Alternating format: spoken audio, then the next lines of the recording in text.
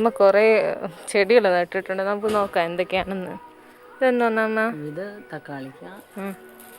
ഇത് പച്ചത്തക്കാളി അല്ലേ? പച്ചത്തക്കാളിയാണ്. പിന്നെ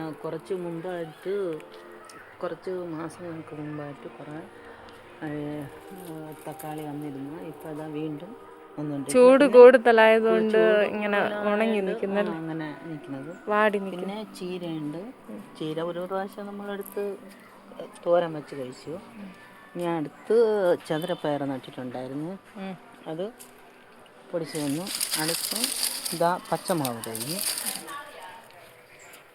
അടുത്ത് ഇനി ചേമ്പുണ്ട്. അടുത്ത് ചേനയുണ്ട്. അടുത്ത തക്കാളിയുണ്ട്. കത്തിരി തൈയുണ്ട്. അടുത്ത് വെള്ളരി തൈയുണ്ട്. അടുത്തത് ഇത്തിരി ഇങ്ങനെ കത്തിരിക്ക. ഇതാ പൂത്ത് വരണേ ഉള്ളൂ. അടുത്തത് തക്കാളി തൈ, ചീരത്തൈ. ഇത് മൊത്തം അതാണ്, ചീരത്തൈ, തക്കാളി തൈ. പിന്നെ പച്ച കത്തിരിയുണ്ട്, അതിതാ അതിൻ്റെ ഇടയ്ക്ക് നിൽപ്പുണ്ട്. രണ്ട് പച്ച കത്തിരിക്ക തൈയാണ്.